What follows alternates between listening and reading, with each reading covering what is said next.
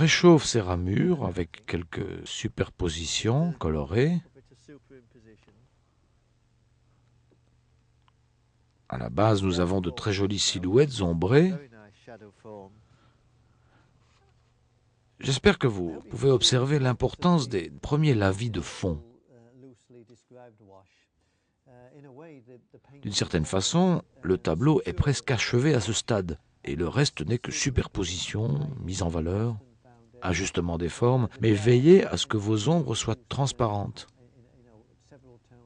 et laissent transparaître les lavis de fond, pour éviter de leur donner un aspect morne, opaque. Quelques traits pour préciser cette petite église paroissiale. Elle est dans l'ombre. Je n'insiste pas trop. C'est le genre de sujet que je ne détaille jamais beaucoup. Une forme très simple, c'est tout. Pour équilibrer la composition, nous avons un petit arbre aux branchages encore dénudés, une silhouette très dépouillée.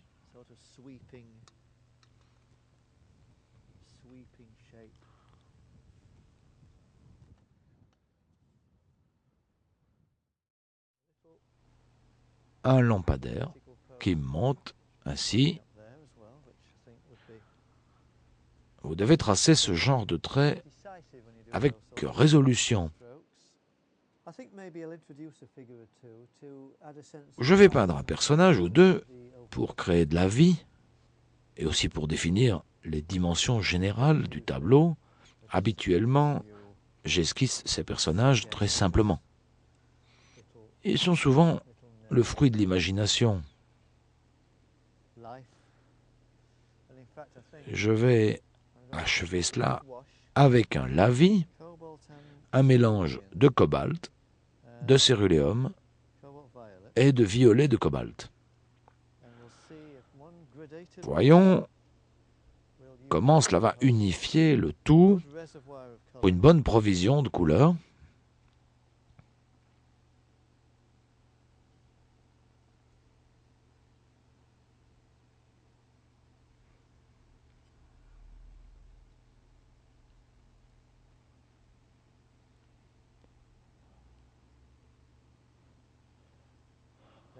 Ce n'est pas le moment d'hésiter, pas de fignolage, tout d'une traite.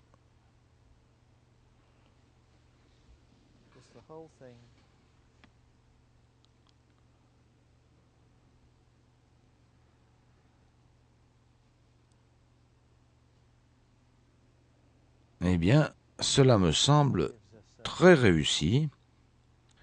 Je pense qu'il est temps de laisser cela tel quel.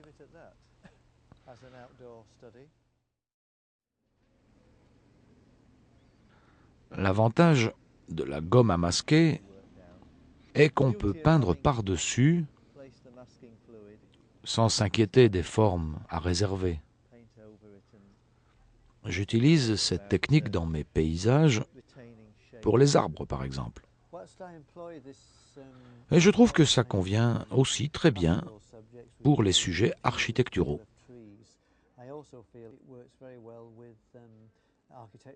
Je vois du rose là, à mi-distance. Au départ, vous devez concevoir un plan de campagne, un plan d'attaque. Mais vous devez aussi vous préparer à faire face à un élément imprévu, une couleur locale, inattendue, que vous devrez insérer dans le sujet. Un élément très caractéristique de cet endroit, c'est l'enfilade de ces lampadaires. J'avais noté cela hier, lors de mon premier passage, et décidé d'en faire un des sujets attractifs de mon tableau. Il se détachait nettement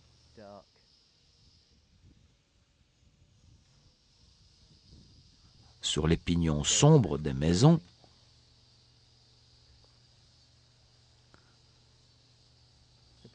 vous remarquerez que je peins ce motif très rapidement, plus ou moins comme une ébauche, pour créer un sentiment je dirais de vagues souvenirs, une impression émotive. Le pavement du trottoir, ici, avait des rutilances plus chaudes, plus ocre. Les pavés se détachaient nettement sur les tonalités sombres des pavés de la rue. De l'autre côté, ils sont plus foncés. Je vais rectifier cela et observer qu'ainsi, cela donne mieux l'impression de monter vers le Sacré-Cœur.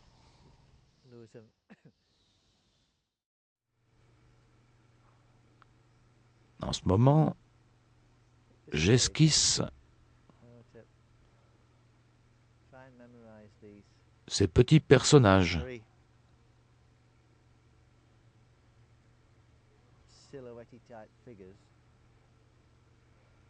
Ces gens qui gravissent la rue et qui font partie intégrante de mon projet. À nouveau, je vais les peindre très sommairement, car ils sont à contre-jour, et je les vois confusément, en silhouette.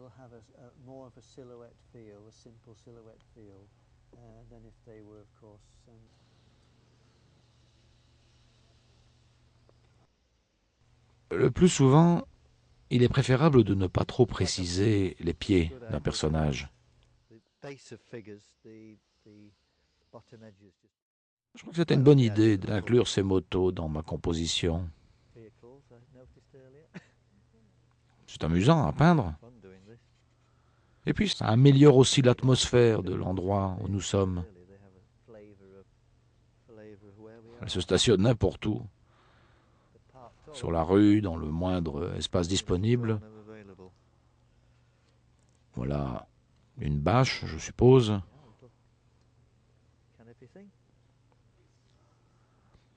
Je trouve que c'est toujours agréable, particulièrement dans l'avant-plan, de dénicher un élément décoratif fortuit qui vous permet d'amplifier l'atmosphère particulière, cette atmosphère que vous souhaitez exprimer dans le sujet que vous peignez. De petites esquisses comme celle-ci sont souvent très efficaces. Je crois indispensable de représenter dans l'avant-plan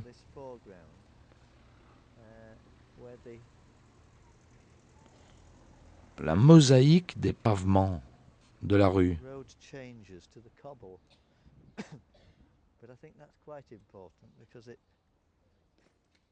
Pour la différencier des trottoirs.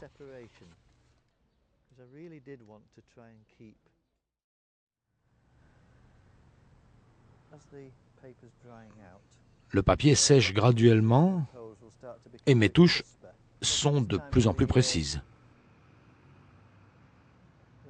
À cette époque de l'année, les temps de séchage sont bien plus longs qu'en plein été.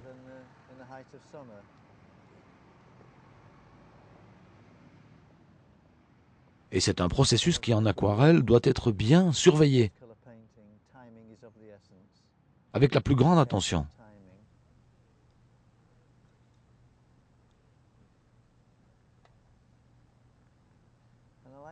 J'aime à ce premier stade développer au maximum les masses importantes,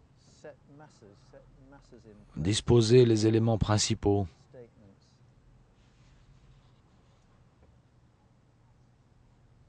J'utilise une palette de couleurs très limitée, de la sienne naturelle, du bleu de cobalt et très peu de magenta permanent.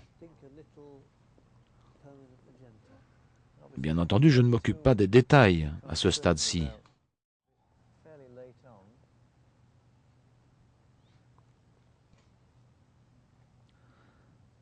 Ces rehauts auront un impact plus important lorsque je placerai les touches finales.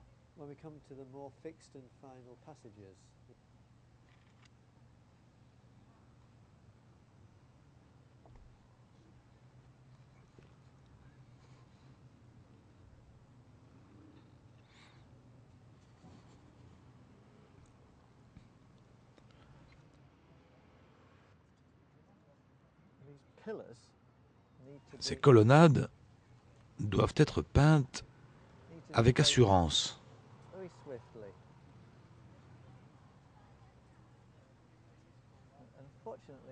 Heureusement, il reste un peu d'humidité dans le papier, cela adoucit mes traits. Et maintenant, j'enlève la gomme à masquer qui m'a aidé à contraster distinctement ces bâtiments sur le fond du ciel. Je vais à présent introduire un peu de chaleur dans mon sujet avec du rouge de cadmium, très fluide.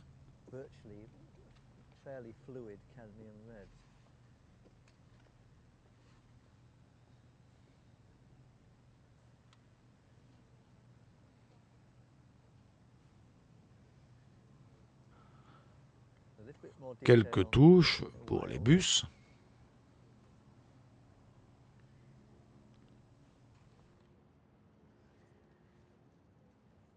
Détaillons cette voiture de l'avant-plan.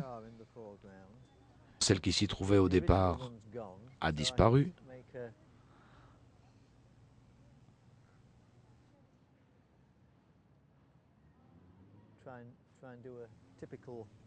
Je vais donc en faire une description imaginaire. Plaçons un reflet lumineux sur le pare-brise.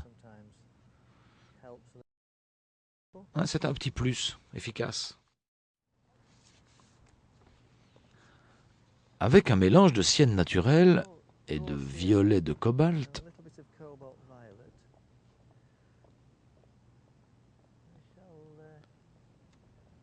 je vais appliquer un lavis uniforme sur ce trottoir.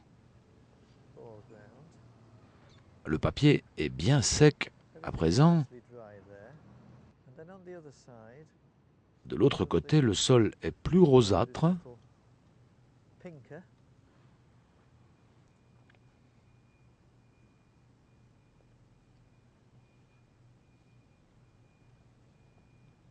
Je couvre toute la surface de l'avant-plan, ici,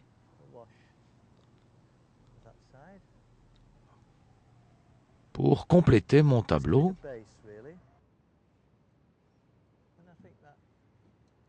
Eh bien, je crois que ça suffit.